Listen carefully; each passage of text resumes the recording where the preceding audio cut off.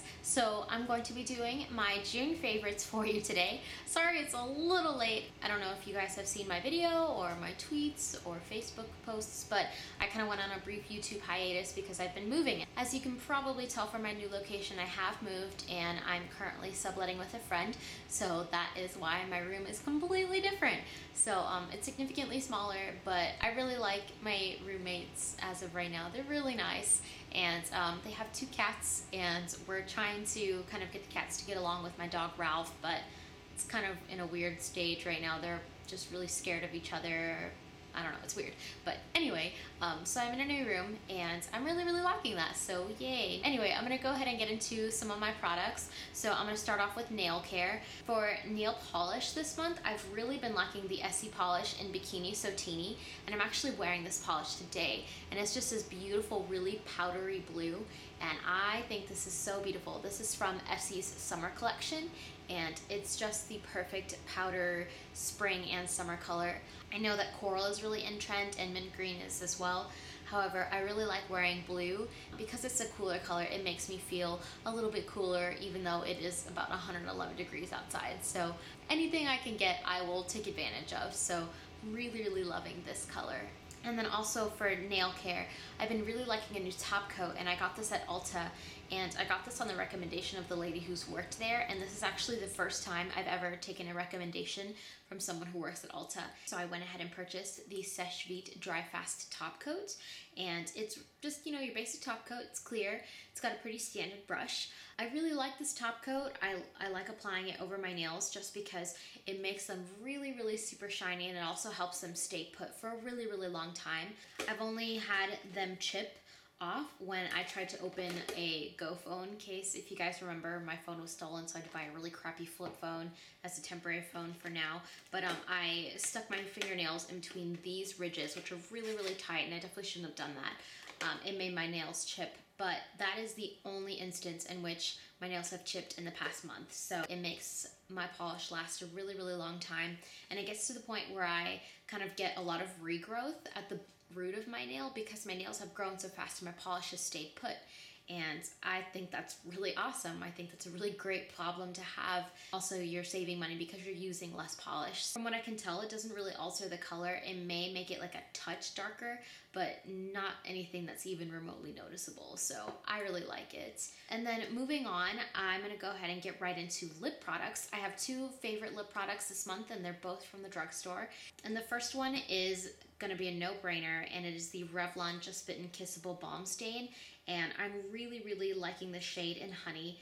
And I know a lot of people have featured these in their favorites videos, and there are reviews popping up left and right. However, I'm going to be filming a review video on these soon, and I know you're probably thinking, okay, we get it, they're great. I'm going to not only be filming a review on these, but I'm also going to be comparing them to the Tarte Lip Surgeons pencils and the Clinique Chubby Sticks. I'll be filming that video pretty soon here. But basically, I'm really loving this pencil, especially the one in Honey. It's a beautiful color. It's really nice and neutral kind of pink, but it's still like a nice, you know, bit of color to kind of liven up your face. So I really like these, and it legitimately is a stain. It does stain your lips, and it's really long wearing. And then my next lip product is also from the drugstore, and it is from Rimmel, and it is the Rimmel Moisture Renew Lipstick, and this is in the shade Nude Delight. I really love this lipstick. It's so gorgeous. It's a nude, obviously. I really like this lipstick because it's peachy, and it's kind of like a peachy pink nude, and I really like that because my natural lip color is more on the mauvey purpley kind of side. I think my natural lip color isn't the most flattering. It kind of gives like a dead look when I don't have any lip color on.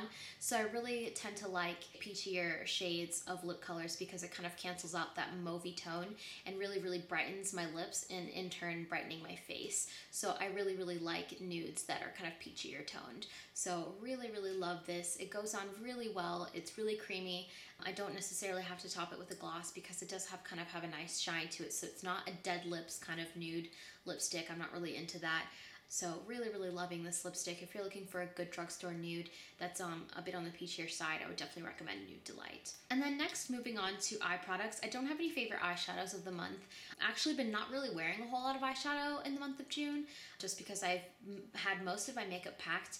I wear just pretty much one color, and I've been wearing Woodwinked pretty much the entire month, and you guys already know that's a favorite of mine. I've really been liking a new mascara that I've got, and it's the Rimmel Volume Flash Scandalize, and I'm not so crazy about the packaging. I even filmed somewhat of a review video for this, but I don't think I'm going to post it. I think I'll just mention it now that I really like it. It's a really great mascara. It's got a huge brush. I think this is what might turn off a lot of people, is the brush. We'll compare it to this. It's huge. So really, really great mascara though. I actually don't mind a big brush just because I do have longer lashes, so I find that using a bigger brush is kind of easier to use on my lashes. When I use a smaller lash wand, I don't get as much product on my lashes, and because my lashes are so long and I go right at the base of my lashes, I do need a bigger brush to transfer more product. So I really like this. If you have long lashes and you want a really nice, you know, volumizing and lengthening mascara, I would definitely recommend this. It's definitely a more wet formula, so if you have thinner lashes, I wouldn't recommend this. I know a lot of my friends here on YouTube prefer a more gel and drier kind of formula. I definitely need a more wet formula to do anything to my lashes, because gel just kind of sits on my lashes and doesn't really do anything. It just made my lashes look really nice, and it works pretty similarly to my Origins Full Story. I think I like my Origins just a little bit more. I think texture-wise, it's a little less gunky, and the brush is a little bit smaller. But in general, for the drugstore mascara, I really, really liked this mascara this month. And I don't have oily skin, so I can't really speak for whether or not it transfers. I've never really had an issue with that on my skin, but I'm not quite sure exactly how it would work on someone who has a little bit more of an oily skin. My next product is also a mascara, and it's from Maybelline, and it's actually a clear mascara, and it is the Great Lash Clear Mascara. And I have actually been using this for my brows this month. And I have always been one to really neglect my brows in the past. I always felt I had pretty full brows, so I could just kind of leave them there and not really worry about them. However, since I do have fuller brows, they tend to get a little crazy and go kind of wherever they want, and they're just very untidy, and they've never really had a very good shape to them. So I've really tried to make them look a little bit nicer recently. So I've been applying a little bit of brow gel. I've also been applying a little bit of eyeshadow to kind of make them shaped a little bit similarly. I pluck my eyebrows myself.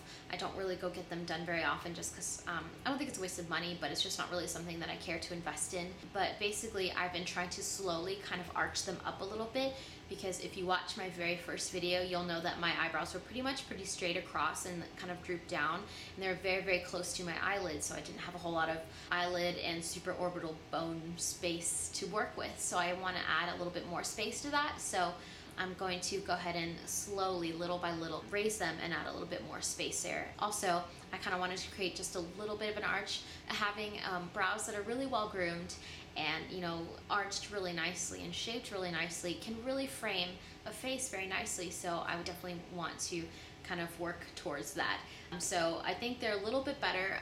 They're not exactly the same. I'm still kind of working on shapes and everything, so I'm trying to get them to look similar. You can tell that this arch is definitely a lot more pointy, and this one is a lot more round, but again, it's something that definitely has to happen slowly over time.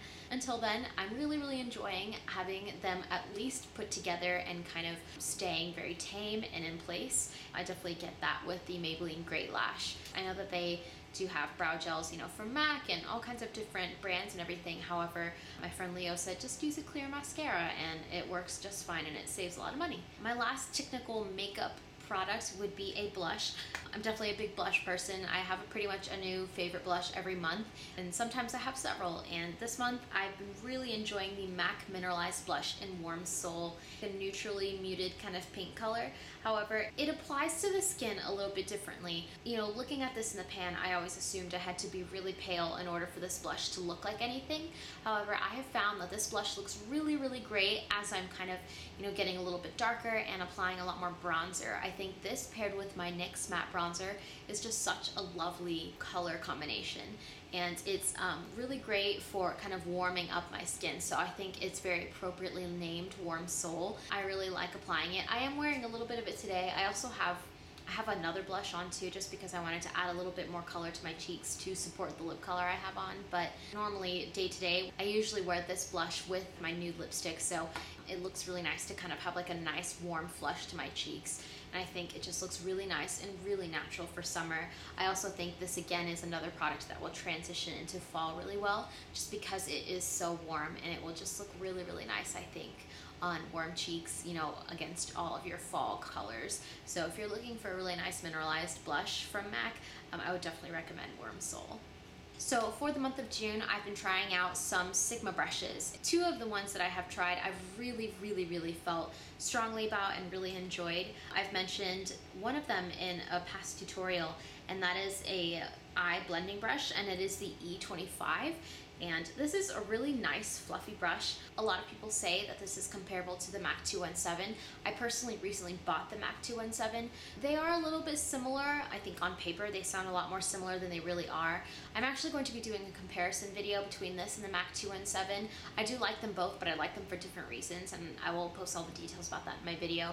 But just, you know, speaking about the E25, it's a really great blending brush. I really like it because, you know, it is really fluffy. Sorry, this one's a little frayed. It dried a little funny. I didn't use a brush guard like I normally do. It's really fluffy, and it's really wide, so it's really nice for blending.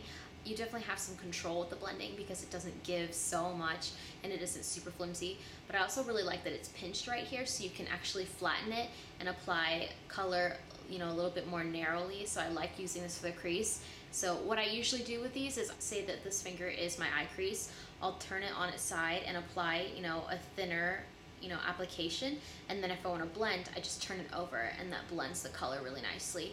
I also really like using this on the outer third of my eyelid and just like kind of circling around and giving like a nice soft wash of darker color on my outer third. For the crease color, for an all over lid color, this is really great for concealer.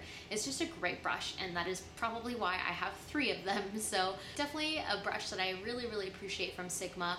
I've been getting a lot of questions from friends and from YouTubers about brushes. You guys do know that I do love my Real Techniques brushes. However, from Sigma, it's a lot easier to buy individual brushes. So if you're looking for a really good eye brush, I would definitely recommend the E25. I also have a link down below where you can purchase these brushes. So I really like the E25.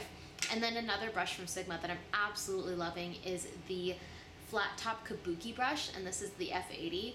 I am probably the last person on the face of the YouTube earth that has tried this brush. I, you know, really enjoy my Real Techniques buffing brush, so I never really felt the need.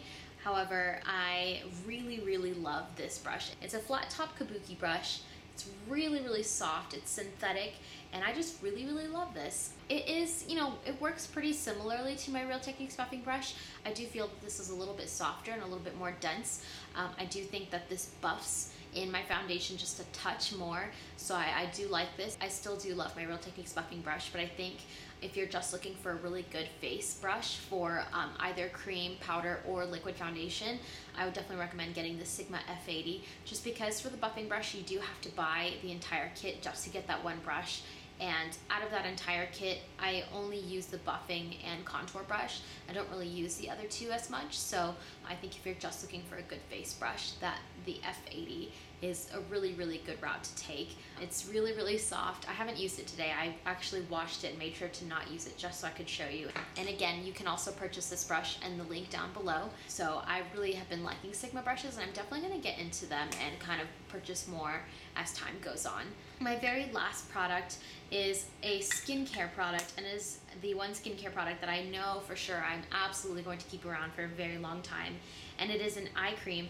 Just kind of as a disclaimer, this seems a little bit sketchy, and the website I got it from does seem very sketchy. They use like papyrus font, which I feel like is always a dead giveaway for kind of a sketchy you know, Asian-y kind of company. It's really not. And it is an eye cream from the brand Jeune. I've really been liking this. And if you can't tell, this thing is pretty ginormous.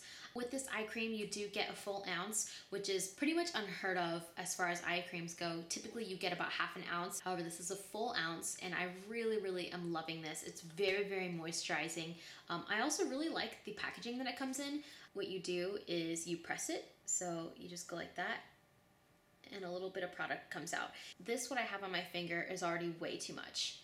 like that's way too much for both of my under eye area. You really only need about half as much. It's very, very liquidy and emollient.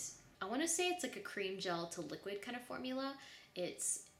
You know, a little bit goes a long way. Like I'm still feeling this all over my hand. It's really, really super moisturizing. You don't need a whole lot. It does feel a little bit wet on, but it really moisturizes your under eye area. Lately, I haven't been getting as much sleep, so I've been really strongly relying on this eye cream to kind of, you know, give a little bit love back to my under eye area since they're so sad lately. But I really, really love this eye cream. It's a great deal. I paid less than $30 for an ounce of eye cream, which is it's unheard of, especially because I would definitely call this a kind of a mid to high end product. So really, really great product. I would definitely recommend it. I'll go ahead and link to the website down below where I got it from. They do have some other stuff. However, their other products do seem really nice, but they are a little bit more expensive than this. This is really a steal, especially because you only need just a touch of product. This will legitimately last me a really, really long time. I think that's pretty much it. I hope you guys enjoyed this video. I'm sorry that it was a little bit late. I think I'm just kind of a chronically late person.